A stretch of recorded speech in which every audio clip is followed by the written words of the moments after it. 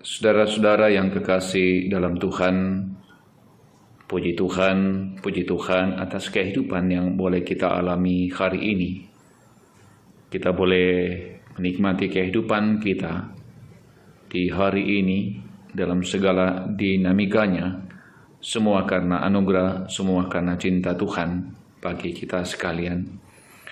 Kita akan menjalani kehidupan kita hari ini, saudara-saudaraku. Kita rindu kebenaran firman Tuhan akan menuntun kehidupan kita sekalian dalam perjalanan kehidupan kita hari ini. Kita akan mendengarkan kebenaran firman Tuhan. Namun sebelum kita mendengarkan kebenaran firman Tuhan, marilah berdoa. Segala ungkapan syukur dan terima kasih kami persembahkan kepadamu, ya Allah Tuhan kami, atas segala kasih dan segala cinta-Mu yang boleh kami alami dan kami rasakan dalam perjalanan kehidupan kami. Kami ada sebagaimana di hari ini, karena anugerah dan karena cinta Tuhan bagi kehidupan kami. Kami akan melanjutkan kehidupan kami hari ini. Kiranya Tuhan menopang kami, memberkati kami. Khususnya, ya Tuhan, kami akan mendengarkan kebenaran firman-Mu. Roh Kudus tuntun kami semuanya, sehingga kami semua boleh kemudian menikmati kebenaran firman Tuhan.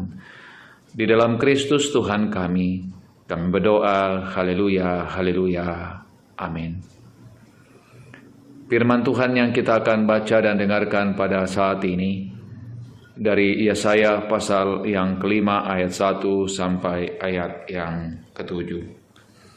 Yesaya pasal 5 ayat 1 sampai ayat yang ke-7. Nyanyian tentang kebun anggur. Aku hendak menyanyikan nyanyian tentang kekasihku, nyanyian kekasihku tentang kebun anggurnya. Kekasihku itu mempunyai kebun anggur di lereng bukit yang subur. Ia mencangkulnya dan membuang batu-batunya dan menanaminya dengan pokok anggur pilihan. Ia mendirikan sebuah menara jaga di tengah-tengahnya dan menggali lubang tempat memeras anggur. Lalu dinantikannya supaya kebun itu menghasilkan buah anggur yang baik, tetapi yang dihasilkannya ialah buah anggur yang asam. Maka sekarang, hai penduduk Yerusalem dan orang Yehuda, adililah antara aku dan kebun anggurku itu. Apakah lagi yang harus diperbuat untuk kebun anggurku itu yang belum kuperbuat kepadanya? Aku menanti supaya dihasilkan buah anggur yang baik. Mengapa yang dihasilkannya hanya buah anggur yang asam? Maka sekarang aku mau memberitahukan kepadamu apa yang hendak kulakukan kepada kebun anggurku itu. Aku akan menebang pagar durinya, sehingga kebun itu dimakan habis dan melanda temboknya, sehingga kebun itu diinjak-injak. Aku akan membuatnya ditumbuhi semak-semak, tidak direntingi dan tidak disiangi, sehingga tumbuh putri malu dan rumput. Aku akan memerintah awan-awan supaya jangan diturunkannya hujan ke atasnya, sebab kebun anggur Tuhan semesta alam ialah kaum Israel dan orang Yehuda. Ialah tanam-tanaman kegemarannya. Dinantikannya keadilan tetapi hanya kelaliman. Dinantikannya kebenaran tapi hanya ada keonaran. Demikian firman Tuhan bagi kita sekalian. Amin. Bapak, Ibu, dan saudara-saudara yang kekasih dalam Tuhan, puji Tuhan atas kehidupan yang boleh kita alami hari ini. Saudara-saudara yang kekasih di dalam Tuhan, umat Israel yang kemudian terbagi dua menjadi sebuah kerajaan, dua kerajaan, yaitu Israel dan Yehuda, adalah umat pilihan Allah. Allah memilih mereka. Allah memilih Israel menjadi umat pilihannya, bukan karena kelebihan, kehebatan yang dimiliki oleh umat Israel, lalu mereka dipilih Tuhan. Pilihan Tuhan kepada mereka adalah hak yang dimiliki oleh Allah untuk memilih mereka. Saudara-saudara yang kekasih dalam Tuhan, tentu ada maksud mengapa Allah memilih umat Israel menjadi milik kepunyaannya dan kesayangannya. Umat Israel dipilih oleh Allah memiliki maksud agar kemudian mereka menerima berkat Tuhan, dan ketika mereka menikmati berkat Tuhan, mereka harus kemudian menjadi berkat bagi bangsa-bangsa lain. Namun saudara-saudara yang kekasih dalam Tuhan, baik Israel maupun Yehuda, yang dalam pembacaan kita disebut sebagai kebun anggur Tuhan, Tuhan memilih, Tuhan mencintai, Tuhan menyayangi mereka agar mereka menghasilkan buah yang baik.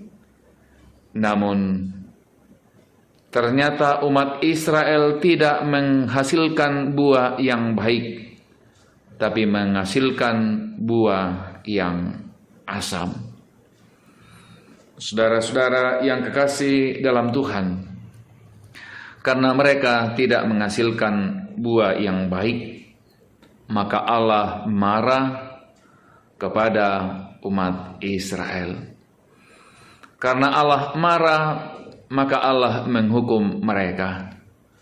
Tentu hukuman kepada umat Israel bukan karena mereka dibenci Allah, tetapi Allah menghukum mereka karena cinta mereka, cinta Tuhan kepada umat Israel.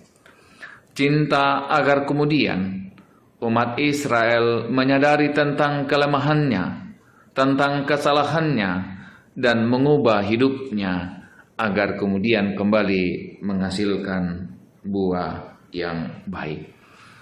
Saudara-saudaraku yang kekasih dalam Tuhan, Israel dikatakan dalam ayat yang ke-7, sebab kebun anggur Tuhan semesta alam ialah kaum Israel dan orang Yehuda, ialah tanaman-tanaman kegemarannya.